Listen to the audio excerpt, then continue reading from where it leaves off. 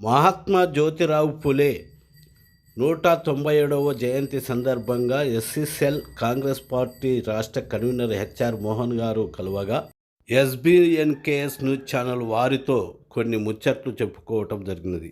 అందులో కొన్ని మీ ముందు ఉంచుతున్నాము. కొంతమంది దళితులను వచ్చినందుకు వాళ్ళని ప్రెస్ మీట్ తీసుకుంటున్న ప్రెస్ విలేకరుల పైన దాడి జరిగి వాళ్ళ కెమెరాలు ఇవన్నీ ధ్వంసం చేసిండ్రు. దీనిపైన మీరు ఎలాంటి చర్య తీసుకున్నారు, ఎలా ఖండిస్తున్నారు, ఎలాంటి చర్య తీసుకోగలుగుతారు? కాంగ్రెస్ పార్టీగా రాష్ట్ర ఎస్సీసెల్ కన్వీనర్గా మీ నియోజకవర్గంలో జరుగుతున్న దాడుల పైన. నగారు ఏదైతే ఈ యొక్క సంఘటన జరిగిందో ఆ మరుసటి రోజే మేము మా మిత్రులందరం కూడా ప్రెస్ మీట్ పెట్టి ఆ యొక్క ఘటనను మేము ఖచ్చితంగా ఆ రోజు చాలా ఖండించడమే కాదు, ఆ రోజు ఏదైతే మన స్థానిక ఉన్న ఏసీపీ గారిని కానీ అధికారులను కానీ అందరికి కూడా సంప్రదించినాము. అక్కడ దాడి చేసిన వారందరిపై కూడా చట్టపరమైన చర్యలన్నీ తీసుకోవాలి అని వారికి మేము విదేశించడం జరిగింది, వారు చెప్పడం కూడా జరిగింది. అయితే ఈరోజు మా దగ్గర మల్కాజ్గిరి లోక్సభ అభ్యర్థి అయినటువంటి ఈటల రాజేందర్ గారు వారి యొక్క చరిత్ర చూస్తే మొదటి నుండి తను దళిత వ్యతిరేకిగా ముద్రింపబడ్డాడు. కారణం ఆయన ఫామ్ హౌస్లే కానీ, ఆయన ఏదైతే ఇండస్ట్రియల్ ల్యాండ్సే కానీ, ఇప్పుడు ఏదైతే ఓఆర్ఆర్ పక్కన ఉన్నటువంటి ల్యాండ్స్ అన్ని కూడా ఆయన ల్యాండ్స్ అన్ని కూడా దళితులకు సంబంధించినటువంటి అసైన్మెంట్ ల్యాండ్లు అని ఇంతకుముందు కేసీఆర్ ప్రభుత్వంలో నిర్ధారణ జరిగింది. అయితే ఆ నిర్ధారణ కేసుల భయంతో భారతీయ జనతా పార్టీ ముసుగులో పోయి ఆ షాలు కప్పుకొని కేసులన్నీ విరమించుకుని మరి వాజ్పేయి మోదీ గారు ఆయనను కాపాడి వాషింగ్ పౌడర్ నిర్మాణాన్ని ఆయన తేడా తెల్లని చేశారు. ఆ రోజు మొదలైనటువంటి ఆయన అవినీతి, మొన్నటి జరిగినటువంటి సంఘటన కూడా దళితులపై ఆయన అనుచరులతో మనువాదులతో దళితులపై దాడి జరగడం చాలా శోచనీయం, చాలా బాధాకరం. నేను తీవ్రంగా ఖండిస్తూ ప్రత్యేకంగా విషయం చెప్తున్నాను.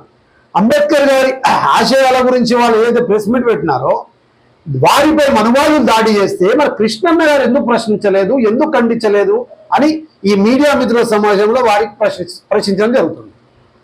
ఇంకో చిన్న క్వశ్చన్ అన్న, దళితులకు అసైన్మెంట్ భూములలో అమ్మకూడదు కొనకూడదు అనేది ఒకటి ఉంటుంది. అటువంటిది ఈ ఈటల రాజేందర్ అయితే ఇంకా వేరే వేరే నాయకులు చాలా మంది, నేను ఒక్కడే కాదు చాలా మంది అలాంటి అసైన్మెంట్ భూములను తీసుకొని తమ పేరు మీద పట్టాలుగా ఎలా చిత్రీకరించగలిగారు. దీన్ని ఒక ఎస్ఎస్ఎల్ కన్వీనర్గా కాంగ్రెస్ పార్టీ కార్యకర్తగా మీరు ఏ విధంగా రేపు మీ కాంగ్రెస్ పార్టీలో ఈ విషయం పైన చర్చించగలరు?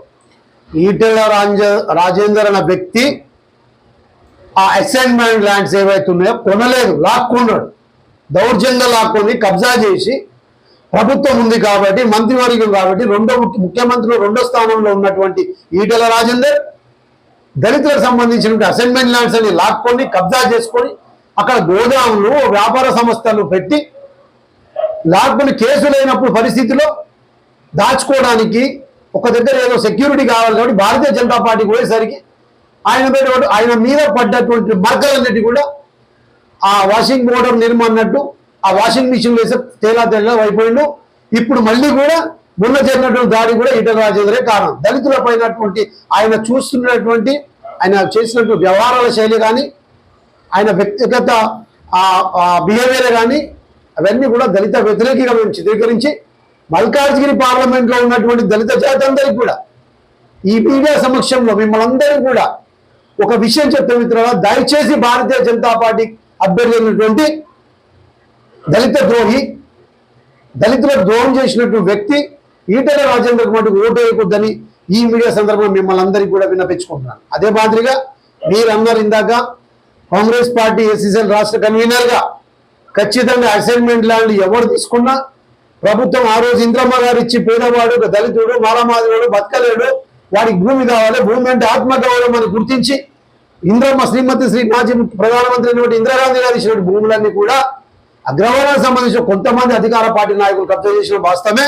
అవన్నీ కూడా గజం కాదు, ఇంచు జాగ కూడా వదలకుండా అన్ని